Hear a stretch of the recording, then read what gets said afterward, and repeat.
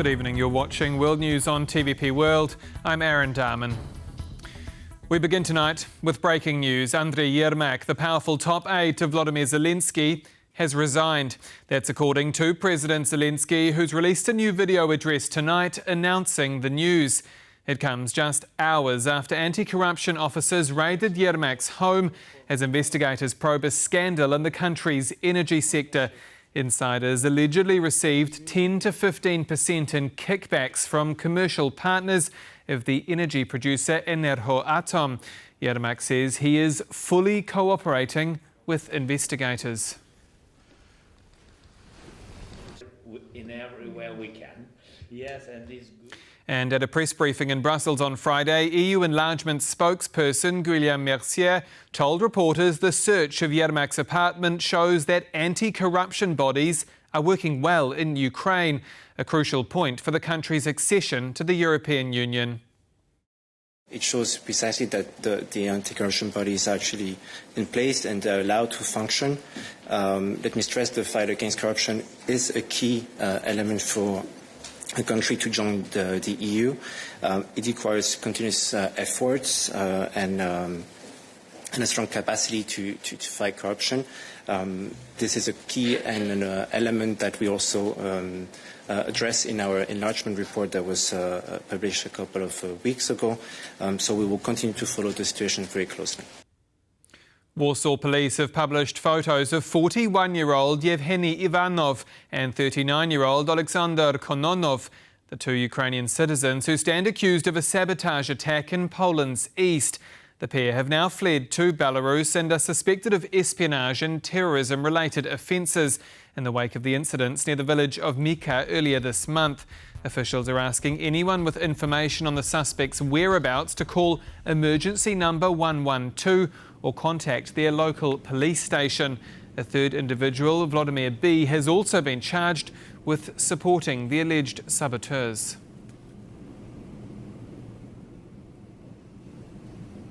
Over in Moscow, Vladimir Putin has sat down with Hungary's Prime Minister Viktor Orban in a rare visit to the Kremlin from an EU and NATO leader. During the meeting, President Putin reiterated that he would be happy to travel to Budapest to speak with US President Donald Trump over Ukraine. Before his meeting with Vladimir Putin, Viktor Orban made it clear that he intends to strike a deal with Russia today. Hungary currently has the lowest energy prices in Europe. This is because we have access to cheap, relative to international prices, Russian oil and gas. Ever since the war in Ukraine began, Hungary has been siding with Moscow. Recently, this has been communicated straight from the shoulder. We were in Washington not so long ago to get Hungary exempted from these sanctions. We succeeded in doing so, which is great. Now all we need is gas and oil, which we can buy from the Russians. So I am going there to ensure that Hungary's energy supply is secured for the winter and the coming year at an affordable price. Orban also wants to advocate on behalf of Serbia, whose refinery ran out of crude in late November due to US-imposed sanctions. The Hungarian Prime Minister wants to convince Putin to sell Russian shares in the Serbian plant to the Hungarian state-owned energy giant MOL. And Orban's deal-making trip comes at a sensitive time for Ukraine, as Kiev is under pressure from the United States to accept a peace plan seen as favoring Russia. Ahead of this trip, Orban said that talks about peace in Ukraine will hardly be avoided. Putin has already told Orban that he would still like to come to Budapest, the Hungarian capital, for peace talks with US President Donald Trump. Belgium is pushing the European Union to delay a decision over releasing frozen Russian assets, according to a letter seen by TVP World. Brussels remains the EU's biggest hurdle in unlocking the 140 million euros of frozen assets that were put on ice by Belgian banks at the start of the war. Our correspondent Kazimierz Szwysiek reports. Belgian Prime Minister Bart de Wever has reportedly sent a letter to the European Commission saying that using Russian frozen assets and giving them to Ukraine right now in the middle of the peace process, the negotiations between Ukraine, the United States and Russia could potentially hinder that process. The Belgian Prime Minister does not give much reasoning in the letter reportedly seen by the Financial Times. We can only assume that he means that providing Ukraine with such a big financial boost at this time would potentially make Ukraine inclined to drop the peace process for now and focus instead on retaking as much land as possible from the Russian invaders. Hastily moving forward on the proposed reparations loan scheme would have as a collateral damage that we as EU are effectively preventing reaching an eventual peace deal. However, the big question here is how genuine are the words of the Belgian Prime Minister, as it is Brussels which remains the biggest hurdle for the European Union to use these Russian frozen assets. The biggest hurdle because most of these frozen assets, about 140 billion euro of them, are stored in Belgian banks, for example in Euroclear here in the Belgian capital. And Belgium is voicing concerns that if the EU were to use these assets, then perhaps in the future Russia could come knocking, asking for legal compensation. The EU is doing its best to convince Belgium that it will have its back in such a case. European Commission President Ursula von der Leyen earlier this week said that the Commission is ready to present the legal text on the use of these frozen assets, and we are still waiting for that text to be unveiled.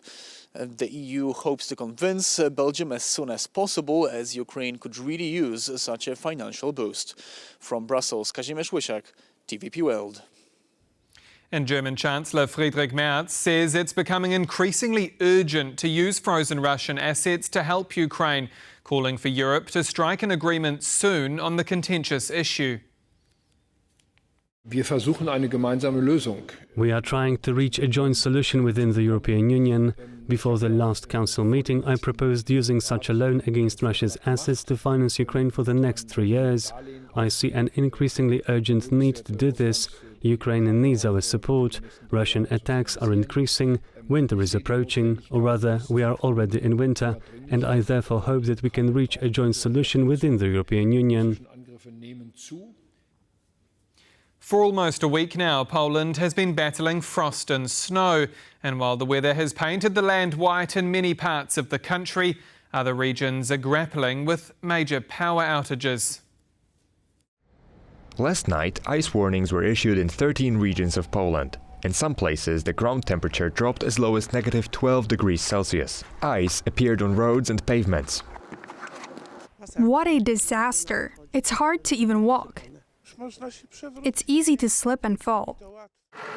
In Poddębice in central Poland, over 20,000 residents were left without electricity after the weather conditions led to power outages.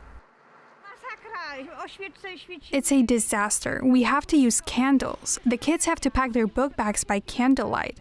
It's hard to even find the bathroom in the dark. Over 2 days, 23 centimeters of snow fell in Olsztyn in the country's northeast. The city hasn't seen this much snow in 19 years.